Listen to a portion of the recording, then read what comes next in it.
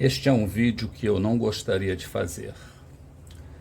Ele pode ser considerado uma denúncia ou um alerta. E, como vocês vão ver mais adiante, tem muito a ver com um canal de finanças também. Vamos lá. No ano passado, as denúncias de abandono de idosos dobraram em todo o Brasil. 25% dos registros foram em São Paulo. E entre os tipos de abandono está o que é cometido pela própria família, o afetivo. Odete adora bonecas, brinquedo que nunca teve na infância. Foi abandonada pelos pais, trabalhou em regime análogo à escravidão quando menina, foi babá e doméstica. Cuidou de muitos, mas não tem ninguém. Não, só tenho Deus. E outras senhoras que vivem com ela nesse abrigo. Muitas têm família, mas para algumas as visitas são raras. Fica reclamando, né? Uma chora, né? Ai, meu filho não veio me ver. Aí eu falo para ela, calma, tá trabalhando, logo ele aparece, né? Esse abrigo filantrópico em São Paulo tem 22 moradoras de 66 a 100 anos de idade. Apenas 2 delas foram levadas por parentes para passar as festas de fim de ano com a família.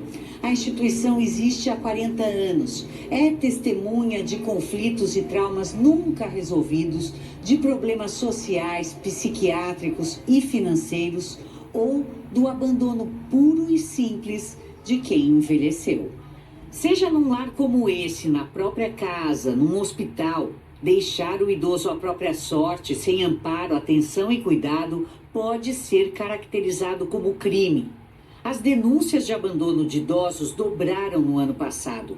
Segundo o Ministério dos Direitos Humanos, foram 22.636 registros em 2023, contra 11.359 em 2022. O abandono do idoso, ele se configura com qualquer tipo de negligência ou até mesmo ausência dos familiares para com uma pessoa idosa. Quando o familiar não tem essa condição, ele deve procurar assistência social do seu município, o conselho do idoso, municipal do idoso do seu município. A advogada lembra que qualquer pessoa, qualquer vizinho ou amigo pode denunciar anonimamente uma situação de abandono. A avaliação nem sempre é fácil e precisa ser feita por profissionais. Falta de contato, de interesse de filhos e parentes ou responsáveis também podem ser caracterizados como abandono afetivo, situações que o diretor do abrigo já viu muitas vezes. Eu tenho idosa aqui que ela é diferenciada das outras. Por quê? Porque a família está sempre presente, a família está sempre comunicando. Então chega dia de visita, tem idosa que está esperando sua visita e a outra nunca recebeu visita. Tem família aí, tem filhos que se vieram aqui no ano de 23, 3 vezes foi muito. Até quando está doente é difícil. E elas sentem. É o que o idoso mais sente é a falta do familiar. Presença, interesse e cuidados que são tão importantes nessa fase como foram no começo frágil e dependente da vida de todos nós. As denúncias de abandono podem ser feitas nos conselhos municipais e estaduais da pessoa idosa ou pelo telefone do Disque Direitos Humanos. O número é 100. Então, como vocês puderam assistir, nós vamos deixar aí o link aí, quem quiser acessar a matéria, ela está no G1, apareceu aí no Jornal Nacional. Veja, é muito, muito, muito triste, né? E isso daí pode acontecer a qualquer um. Nós vivemos numa cultura onde o idoso raramente é prioridade na vida dos filhos ou dos netos. Existem outras culturas diferentes, não é? No Japão, na Coreia, na China, mas aí tem uma raiz por trás disso, filosófica, espiritual, coisa que nós aqui no Brasil não temos. Então, o que se pode concluir?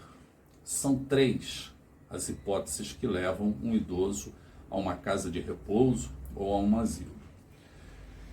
A própria escolha dessa condição pelo idoso, desde que ele tenha condições para isso. Para vocês terem uma ideia, quem vive em São Paulo, quem mora na Zona Oeste, quem conhece a Avenida São Walter, sabe disso. Deve ter umas, nunca contei, mas acho que tem mais de 10 casas ali de repouso, né? Vamos chamar assim, classe alta, área nobre da cidade.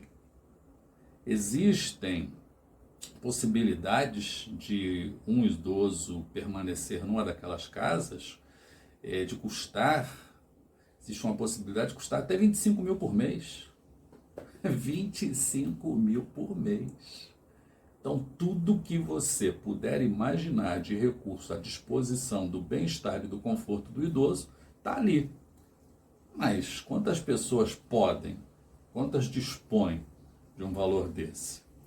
No caso, a matéria que foi publicada pelo Jornal Nacional trata-se de um asilo filantrópico. Filantrópico significa que esse asilo funciona à base, normalmente, de doações ou de algum recurso vindo do SUS. Mas as pessoas que lá estão normalmente não pagam.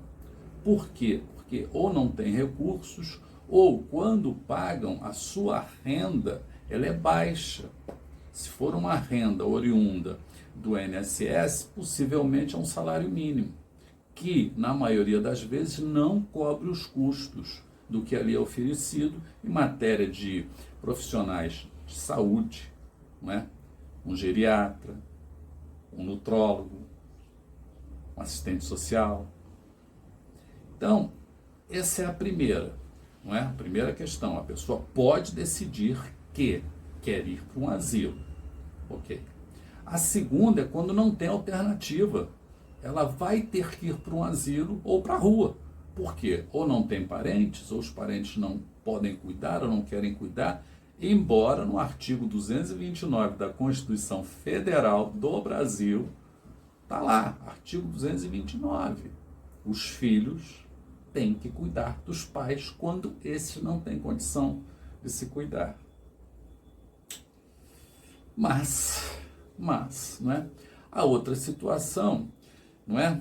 É a econômica, ou seja, não tem condições, né, de permanecer numa casa junto com os filhos, junto com os netos, né? A família não tem condições de aguentar as despesas, né? Uma pessoa idosa às vezes precisa de remédio, né? Outras coisas mais. Mas uma das características que mais, no caso, salta aos olhos, chama a atenção, é o não afeto, a falta de afeto. E aí, daria para fazer vários vídeos, não é? É falta de cultura, é opção de vida. Um idoso não entra no seu rol de prioridades. Qual é a sua prioridade? Você que tem pais, avós, a sua prioridade é a sua carreira? É uma nova família? São os seus filhos? Né? Não se trata aqui de julgar nada nem ninguém. E o que isso tudo tem a ver com o canal de finanças? Já que o nosso canal trata disso também. Tem a ver o seguinte,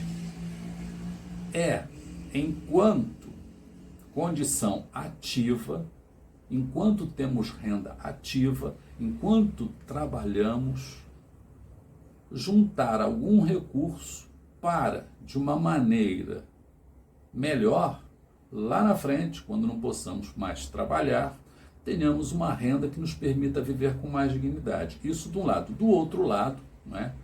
Do outro lado, que não é nada fácil, é você aprender a viver em harmonia, seja com os filhos, seja com os netos, seja com os irmãos. Né? É criar uma relação boa, uma relação de convivência pacífica e desejada por todos. Eu conheço pessoalmente casos onde os filhos adoram os pais e as mães. Mães com 100 anos de idade, eu conheço. É lindo isso, é bonito demais.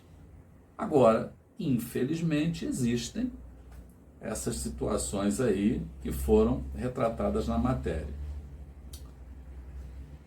Por hoje é isso.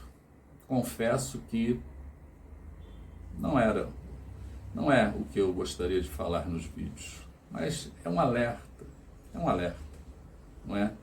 Eu me preocupo com isso.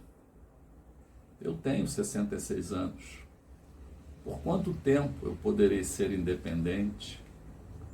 Será que meu filho, eu só tenho um, ele vai ter condições de cuidar de mim se eu precisar? Não sei. Não sei.